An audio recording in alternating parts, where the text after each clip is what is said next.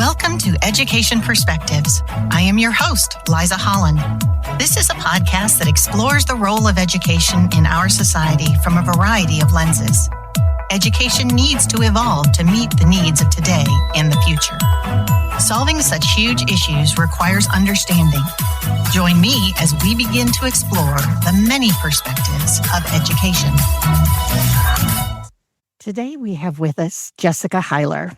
Jessica taught kindergarten at Deep Springs Elementary in Fayette County from 1999 to 2010. Then she served as president of the Fayette County Education Association from 2010 to 2025. She began her term as the vice president of the Kentucky Education Association in June of 2025. She was also appointed to the Early Childhood Task Force in 2008 by Governor Steve Beshear. So Jessica Hiler, welcome to Education Perspectives. So glad to have you. Thank you for having me. Well, I need to kick you off with the 30,000-foot question. Why do you think that we as a society should invest in education? Oh, wow. That is a 30,000-foot question. We should invest in education because the kids are our future, right? I mean, it's a Whitney Houston song, right? The children are our future. But ultimately, that's true. I mean, the children that we have now that we are charged with educating in public schools are who are going to take care of us one day when we're older, right? And we're all getting there. It's going to happen very soon. Those are the people that are going to grow up and be our attorneys and our doctors and take care of our roads and our firefighters and our police officers. And we want our community, our society to be well educated. We all benefit when we live in an educated society. It does not benefit anyone to have people that are held down or not able to get an appropriate public education. What good does that do for anyone? It does no one any good. So we all deserve an education that is equal and we can succeed. We can provide as many resources as possible to our kids and different experiences to our kids that maybe they're not getting at home. Even as parents, as parents, I have two children. I have a 12-year-old and a 22-year-old. Big age gap there. But I try to provide as much as possible to my kids and experiences, but I still can't provide everything that a public school can. I can't provide them experiences that they can get in the public school because they're exposed to all different kinds of people's opinions and perspectives. And that's really, really, really important to me, that all children are exposed to things that are different than them. We don't want to grow up in an echo chamber. Again, we want to see the differences and embrace them and see how beautiful everyone's differences are. That's lovely. Absolutely. So you have been in education for a long time. What drew you to education as your profession? Oh, wow. Well, so funny that I really did not intend to be a teacher. I started out wanting to be a journalist. So I know, you probably didn't know that about me. I went to school to get a degree in journalism back in the 90s. I went to college and was going to do print journalism. I loved that. I worked on my high school newspaper, loved print journalism, got to EKU, started working on that, and wasn't really in love with it like I thought I was. And was kind of looking around and was taking some, electives. And I was like, let me take this education course. Took an education course, had to do some observation time in a kindergarten classroom, and fell in love. And I was like, that's it. That's the thing that just lit my fire. I was like, I want to do this. And so I ended up actually teaching kindergarten at Deep Springs Elementary in Fayette County for 11 years.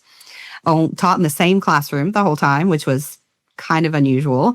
Loved kindergarten kids. It's really the most, for me, I know people think I'm crazy, but for me, it was my thing because I loved seeing kids that came in that didn't know. They'd never been to school. Maybe they'd never been to preschool. Maybe never been to daycare. They've been home with mom or grandma or whoever, and they didn't know how to write their name. They didn't know a letter, a number, a color, nothing. And when they left me to go to first grade, they were reading. And I loved that. And so yeah. And then I left to become president of the Fayette County Education Association and did that for 15 years. What caused you to do that? I mean, what was the somebody interesting asked, or was, that's a big leap, right? It was a big leap. I never intended to do that ever. In fact, I was really looking at getting my principal certification and going into educational leadership. And so I was not really involved with KEA or FCEA is my local. I was a member, always a member since I had joined in college. So I'd always been a member, but I wasn't really involved.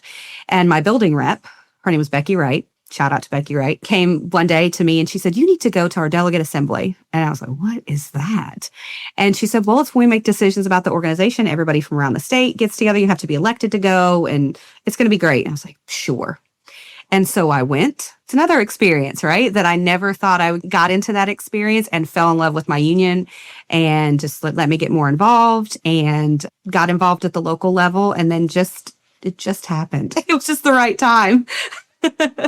Yeah. Well, you've done fabulous things for Fayette County, and it's exciting. Now you are taking on a new role as vice president at the state level. How has that been for you so far?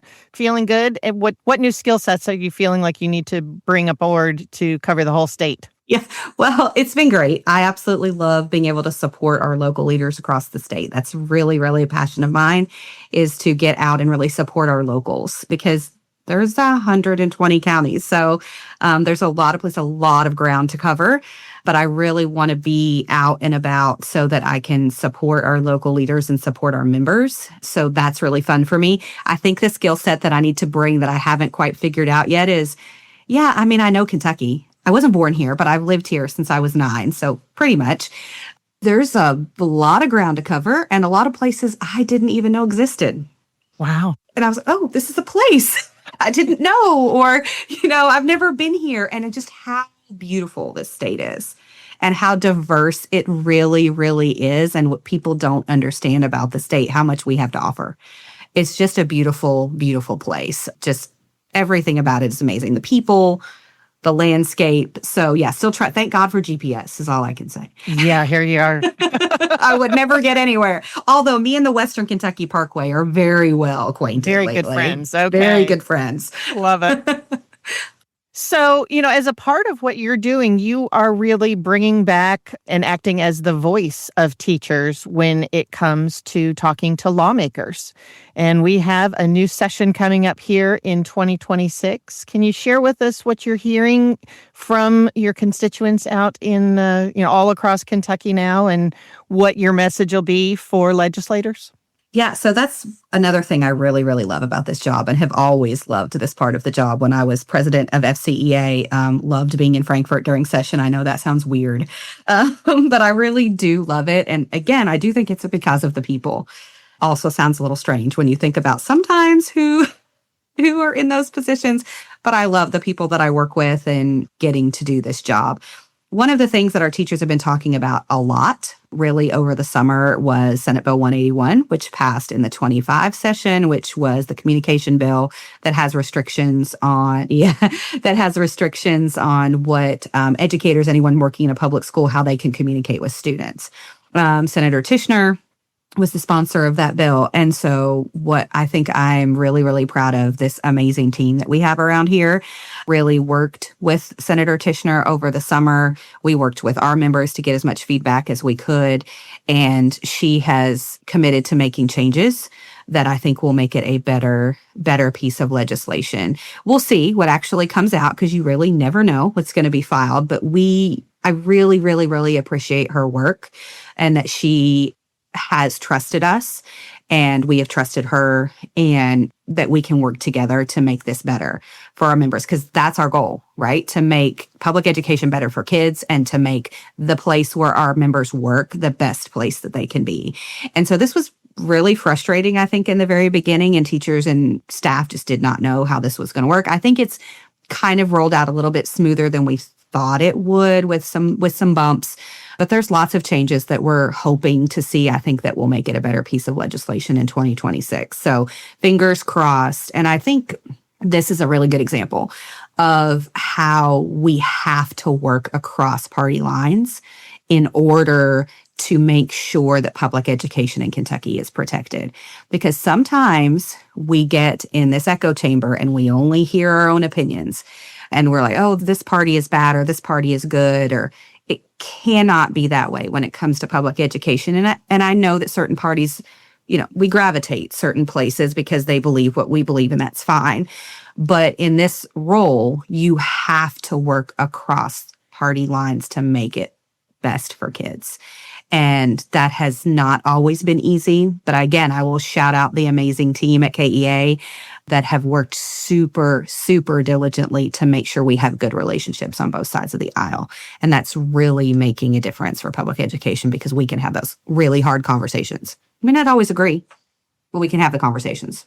And that's what this great American experiment is all about, right? Is being able to bring lots of different opinions together and be able to compromise and be able to talk to one another. And we're losing touch with that a little bit on our national level.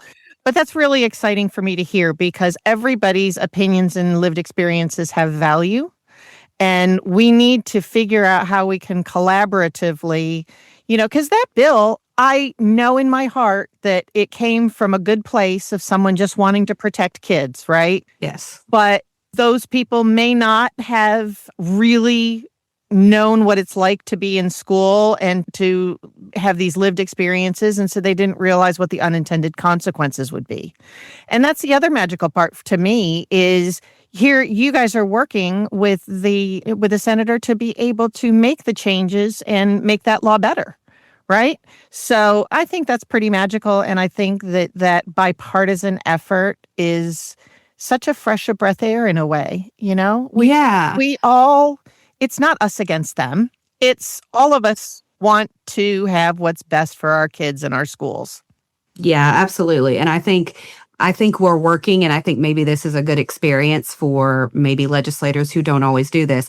But I think Senator Tishner, I'm not going to put words into her mouth at all, but I think she probably wishes she would have asked a few more questions of educators in the classroom. Just going to guess she probably does. And maybe now, some legislators that don't always ask for our opinion will in the future reach out to educators in the classroom and say, hey, how is this going to affect you? We try to catch everything. We have a pretty big team, and it's still really difficult for the hundreds of bills that are filed every session. We try so hard to get to everything and look at everything and dissect every little piece of legislation, but it's hard. And it's very helpful when a legislator reaches out and says, hey, will you take a look at this and let me know? And that happens quite often, but it doesn't happen often enough because these legislators by far are not educators at all. They're only a handful. And so, or have been. And so they don't know what it's like. And even the ones that haven't been educators for 20 or 30 years, the classroom does not look like it did when you were there. I mean, the classroom doesn't look like it did when I was there, to be honest. And that's why I try to spend as much time as in schools as I can and talking to teachers and being in classrooms so that I can make sure that I stay connected with what's happening right now. But legislators don't often have the opportunity to do that. So they need to reach out and not necessarily talk to me or my state president or people on the team. They need to talk to teachers in their districts, people at home. That's what, and we try to connect those dots so that people can have relationships with their legislators at home, because that's really the most valuable thing.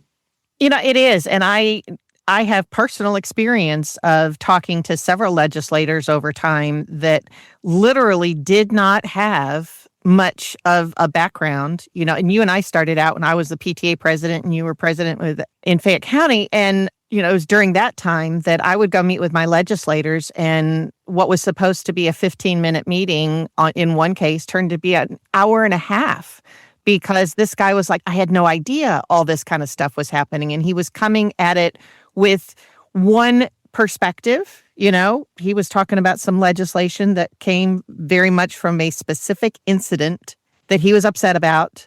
And, the more we talked about it and the more I told him about all the different things that teachers are faced with and whatnot, he was like, really?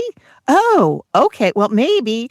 And I'm like, yeah, go and talk to some teachers. I can tell you from my perspective, because I spent a lot of time in schools, but every single one of those legislators, their expertise is not education. It really isn't. And so it's incumbent upon us as constituents to help to educate them as well. And know that we can say, for more detailed information, please contact KEA. Yes. All the time. But truly, and developing those relationships with your individual legislators, I think are incredibly valuable. And I know teachers have no time to do this stuff, but it's probably worth it. Yeah. And I mean, that's where we come in. We try to do the heavy lift and meet with the legislators as much as possible, look through the legislation, see what they need, what we need help with, what we need people to contact their legislators about and say, okay, there's this piece of legislation. I need you to contact this person. Like, we try to do as much as we possibly can for our members. But at the same time, it is way more valuable when they hear from their former third grade teacher or their child's teacher or the teacher that they see in Kroger every day. It's just more impactful. So we really try hard to really cultivate those relationships. That's great. So this 2026 session, what is highest on your mind? Probably, of course, like I said, Senate Bill 181, we'll see what happens with that. But then really funding. Funding is a big deal. I mean, we are in a place where there's federal funds that are being cut, have been cut, probably will be cut more in the future. That's a whole thing. We could spend a couple hours on that. But really here in the state, we have a dire need for more funding for our schools. Our schools really, really, really need additional funding for services for our kids. And one of the things that we do at KEA is we work with the Protect Our Schools Kentucky Coalition. We're part of that coalition. I know you know about that. And the Protect Our Schools Kentucky Coalition is going to be making an ask of the legislature. Actually, we've already made the ask for an additional $718 million in the budget. This is a budget session, $718 million. That sounds like a lot of money. But think about the amount of school districts. There's over 170 school districts in the state of Kentucky. That's counties and independents. So that doesn't go really very far. It really does not go very far. So we really need to be thinking about increasing the funding for our public schools so that we can make sure that our kids have the resources that we need. The SEEK formula, I know that legislators have talked about, which is the funding formula that we use, how we fund our schools. The SEEK formula was put into place with CARA that came after the Rose decision. And so that's been around for a while. The SEEK formula, I think, is going to be looked at and maybe changed at some point. I do think it needs a look. It absolutely needs a look. It was really intended to kind of put school districts on an equal footing, and that was the intent because they were not. It is not that way anymore. There are so many districts like Lexington, like Fayette County, for example, that there is way more local effort. So there's more local tax dollars really going into the public schools than we're getting from the state. And that is a function of the SEEK formula. And it's not really how it's intended, but it's how it was written in 1990. So this is how we're doing it. So legislators, I think, we'll be taking a look at that some point in the future, looking to see if SEEK formula needs to be changed. But really talking about our funding is going to be the biggest ask for us. And that's what I've heard too, is that the SEEK formula actually might work well if it was fully funded. But we have been continually underfunding and cutting and cutting and cutting. And then we'd go through and, I know when I was advocating with the Pritchard Committee, it was just to get back to 2008 levels. And that was, in the teens. And so, which was a great big thing. 26% underfunded. Yeah. That's huge, huge numbers. And so all of a sudden that 700 million ask is not so big. It's not. And the state has not fully funded transportation either since 2004, not funding professional development either for educators. Also problems because we still need professional development. We still need to get kids to school. So when we don't have state funds, then we have to pull them somewhere else. And you're pulling them from your local community, which I live in Lexington, and I am so grateful that our community always says yes. When the school board says we need to raise taxes or do the nickel tax or whatever that we're doing, we did a safety tax several years ago to fund a lot of safety improvements with the district. And the community's always said yes, because we really can support it in Fayette County. But there comes a point really when the community's like, hold on, we can't keep doing this. And the state has to step up. Well, and it's the state's job, right? It is their constitutional responsibility. That is their number one responsibility. And it is one of the largest parts of the state budget. Yeah.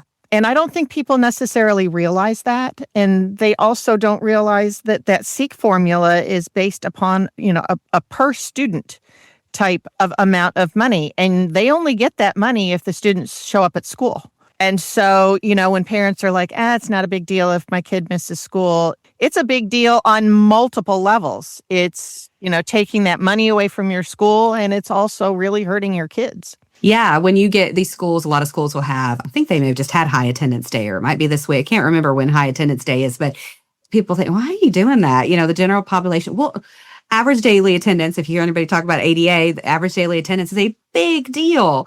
And if you don't, like you said, if you don't have kids in seats, you're not getting the money for that kid. So it is a big deal when your kids don't come to school. I get kids get sick. My kids get sick. Please don't send them when they're sick, but please don't keep them home for no reason, just because you don't want to get up and get them ready, or they don't want to go to school. I mean, Lord, I've had teenagers. I know how that is, but you have to send them to school. It's really, really important, because that school is not going to get the funds that they need. And I mean, if we get that $700 million, it's a big ask. It's a big ask. I get it. It's a big ask. And legislators are being asked for lots and lots and lots of things. So I completely understand that it's a difficult decision, but we could raise SEEK funding, because remember, we're underfunded by 26%. We could raise SEEK funding by about 14% if we had that $700 million. So we could get... So it's not even fully funding it. Yeah. No, okay. no, but we could get there. It has to be put in context, though. That's exciting. Yeah. It is, really neat opportunities. It really, yeah, we have an option. We have an opportunity. We could get money back in the budget for professional development, textbooks again, transportation. It would really, I think local districts would finally take a breath if they had this additional funding and say, okay, we're not having to make these hard decisions. Are we going to have to cut art? Are we going to have to cut, nobody wants any of these things cut. If you are an educator, and if the community ever thinks that we want to cut art or band, or we do not, we never want to take those away from kids. We want kids to have as many diverse experiences as they possibly can.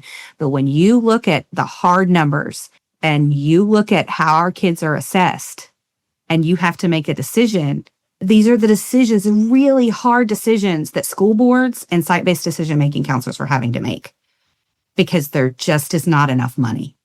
Especially in some of these smaller districts, because they are depending upon the state funding almost exclusively, and extremely hard decisions being made. Absolutely. And when you have these small districts where in many, many cases in Kentucky, the public school system is the largest employer in the county, in that case, we are not paying our educators enough. And with this $700 million, we could give all of our educators a significant raise. That would bring everybody. That's money. I would get so frustrated by legislators when they get upset about teacher raises. I'm like, where do you think this money is going? Back into Kentucky's economy. Exactly. These people that we're paying more for the work that they're doing to educate the next generation of Kentuckians are going to spend that money mostly in their local area. Yes. And all we're doing is growing the economy. If we want to talk about creating jobs and keeping people here, especially in the eastern part of the state where people are leaving, let's invest in those places so they can stay and have good paying jobs. Teachers are highly educated and are woefully underpaid based on their level of education. We are the 48th in the country for educator pay, for teacher pay. 48th. I did not know it had gotten to that level. Jeez Louise. 49th for staff support pay, or anybody else. And I know. And our kids are performing. Our kids are doing well. We're doing remarkably well in education in Kentucky. And I get, it's another frustration, and I'm not trying to pick on legislators. I'm really not, because they really have a hard job. And I understand that, because they cannot be experts in all the things. But when they say that our kids are failing, no, our kids in our schools are not failing. They are not. We are doing everything we can with the kids that come to us. And what we forget to talk about is the communities that surround our kids, the parents that support our kids, the extended family, the community in general. We are all responsible for those children. I'm not blaming any of them. I'm just saying we all have to support our children, and we all have to be there to provide the resources. If we see a child in our community that's not getting what they need, then we as the community, not just the public school, should help provide those. Because right now, there is a narrative that the public school should provide everything. And that's not feasible. No, we should provide education, food, healthcare, mental health support. And we actually do all those things. But we are just stretched so thin that it's so hard to do it well. So the community, that's the missing piece, I think, in how schools can perform even better, because they are performing very well, is for the community to wrap their arms around public schools and our kids and provide resources and support. That's the missing piece. And we all have to be committed as Kentuckians to do that. And I see places where we do that really, really well, and places where we're hands off. We're going to send our kid to school and hope they come back a fully formed human. It's all of our responsibilities to do that. It really is, especially since the pace of change in our own society is changing so fast. I mean, absolutely. Look at the advent of AI, and so many of the jobs that are available today didn't even exist 5 to 10 years ago. We're preparing kids for a very different environment than the system was set up to do. And we're asking a lot more of our educators, which gets me to that professional development piece. It drives me insane when people complain about us spending money on professional development, because what are we trying to do? We're trying to equip the teachers that are going to mold our students with the best, most recent information that is out there. And so you have to be a lifelong learner in this world today, right? Yeah, absolutely. For us not to give that to the teachers, of course, the kids aren't going to get it if we don't give it to the teachers first. I know. I hear about that in the community sometimes. Oh, well, we're spending money sending teachers to this professional development or that professional development or this. Great.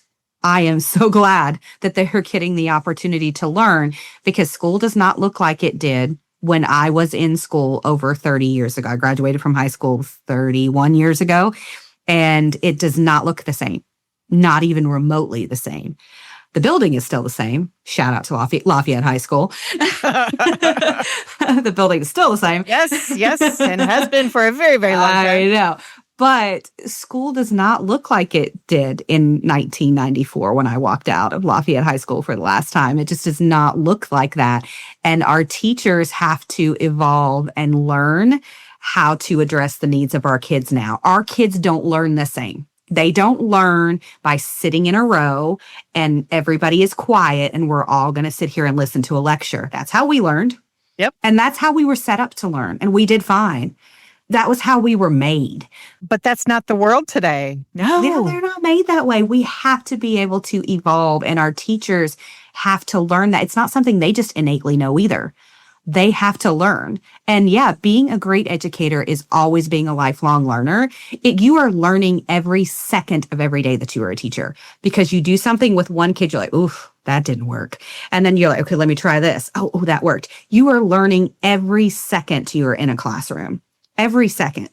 And so to be able to take everything you've learned and really synthesize it and figure out how to move forward and how to do better and how to provide better services for your kids, have to be able to. So we want our doctors to be up to date on most recent surgical procedures and medications, our lawyers to be up to date on law changes. Like, why would we not want teachers to do that too? So it's frustrating. That's a big sigh. Yeah.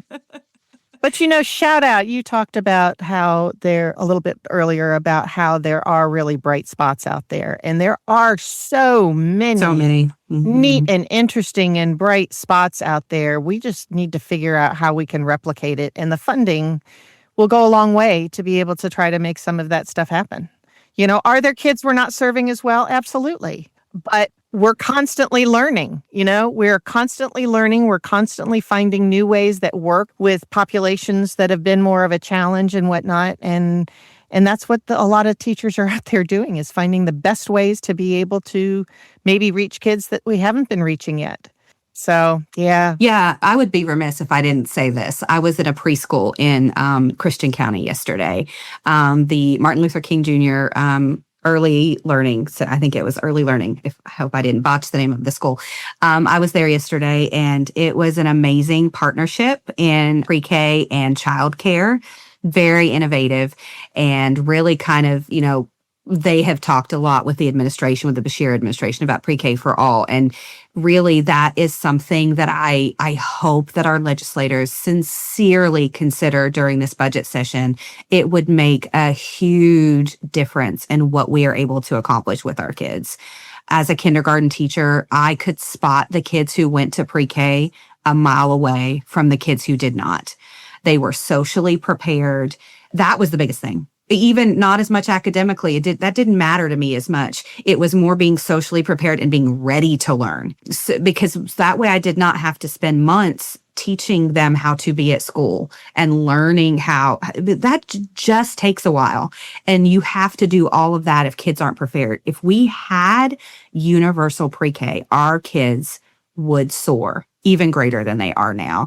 And I sincerely hope legislators consider it. I know there's a lot of hurdles. It's expensive. The infrastructure, I don't think, is there for it yet. That doesn't mean we shouldn't get started. Because it's hard doesn't mean we shouldn't start. So let's get started. Let's put money back into our economy and put people back to work, because moms and dads can go back to work because they have a place for their kids to go. And that is missing. So we have childcare deserts all over this state. And we have kids that are not being served because they don't meet the requirements now for Head Start, or in Fayette County, we call it Early Start. So we need to provide services for our kids, for our 3 and 4 year olds, and make it universal. I think I don't want to be wrong, but I think almost every state around us, touching us, has universal pre-K. Almost every state anyway. Yeah, the research really supports that if we can get kids when they're that young, they accelerate in their learning at such amazing rates. And I think that just a shout out to the childcare piece, because a lot of why pre-K that we have had here in Kentucky has not worked as much as we would like it to is because it was half day. And so, the parents were at work, try to send their kids to pre-K, and then they didn't have anywhere to, something set up to be able to do with them for the rest of the time that they're working. Yeah. So more and more innovative partnerships like that to be able to make that work really makes a lot of sense. And it really will be, talk about an investment, because the return on investment for that early childhood learning is huge for our economies. It is. And I think something legislators should remember when it comes to the 2026 session is we fund what we value, right? And what do we value? We should value our children and their future. And if we want to invest in Kentucky, then we should invest in our kids.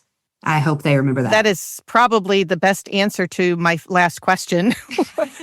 But in case there's something else that you would like to add to that very, very nicely stated piece, what else would you like decision makers to know?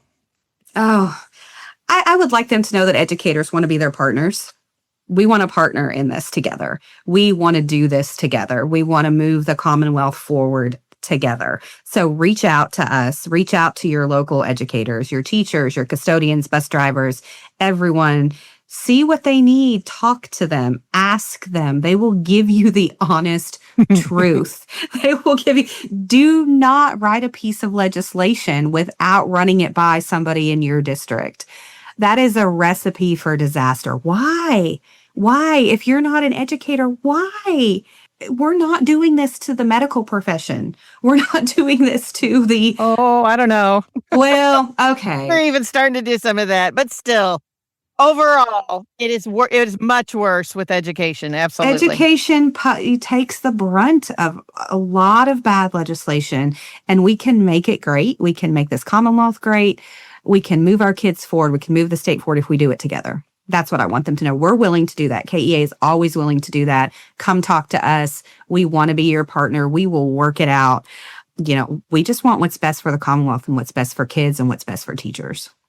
Great way to end this really awesome podcast. Thank you so much, Jessica, for taking the time to be with us and to share some of this. Because, I don't know, everybody doesn't have this on their radar. So I think it's really important to kind of put that forward. And luckily, this should drop right just about in time. So, ooh, yeah, fun. That's exciting.